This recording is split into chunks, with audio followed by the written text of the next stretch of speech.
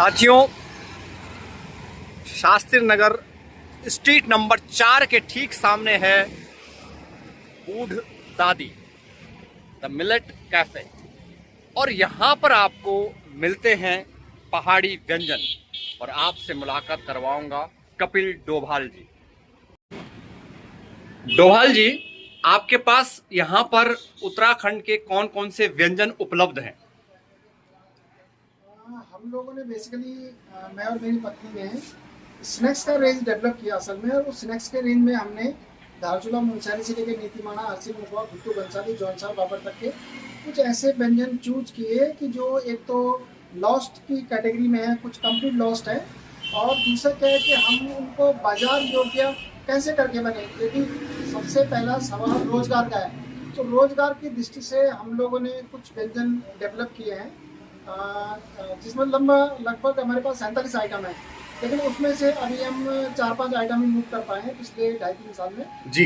तो उसमें अभी सच कहें तो बहुत ज़्यादा कुछ कहने की स्थिति में नहीं है कि उत्तराखंड के व्यंजनों को हम बहुत ज़्यादा प्रसिद्ध कर देंगे, और ये इस प्रकार की बातें शायद अतिशयोक्ति हो जाएगी, लेकिन हम एक छोटा सा प्रयास कर रहे हैं कि उत्तराखंड का जो स्नैक्स रेंज है असल में, क्योंकि स्नैक्स रेंज जल्दी मूव होता है असल में। तो जैसे अभी हमारे पास एक मंडुए का ढिंका बनता है कोदे का, उसमें गेहूं की स्टफिंग होती है। अच्छा। वो अथार विधि का व्यंजन है, बेसिकली अथार मतलब भाप में पकने वाला व्यंजन है। हाँ।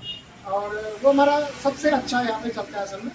मैं बहुत ज़्यादा तो नहीं कहूँगा, लेकिन क्योंकि हम लोग ग्राउंड पे काम करते हैं तो ग्राउंड की रियलिटी लोगों को बतानी चाहिए असल में। लगभग 500 के आसपास हमने उसके ग्राहक बना दिए होंगे। क्या और रिपीट ग्राहक मतलब रियल मैंने में कहूँ तो ये मुझे अचीवमेंट लगता है, लेकिन हम सफल उसको तब मानेंगे जब 5000 के आसपास ग्राहक होंगे, तब हमें लगेगा हम कुछ और युवाओं को भी अपने साथ जोड़ सकते हैं, या उनको भी ये कह सकते हैं कि आपको भी इस प्रकार के अल्प पूंजी निवेश में अपने उद्यम विकसित करने चाहिए असल में। लेकिन अभी हम कुछ कहने की स्थिति में नहीं है। दूसरा, हमने जो थोड़ा सा मतलब 200 के आसपास जिसके ग्राहक होंगे, वो बिरंजी है जो झंगोरे की बनती है असल में। वो हमने बगलपुर एरिया, जो हमारे वर्तमान सांसद पूर्व मुख्यमंत्री हैं त्रिवेंद्र सिंह रावत जी, उनके एरिया से लिया हुआ है। और जहाँ हमारा प्रसिद्ध तारकेश्वर मंदिर है वो बगलपुर पट्टी पड़ती है, तो झंगोरे की हम लोग बिरंजी बनाते हैं, मतलब पोहा का बेस्ट सेलर है असल में।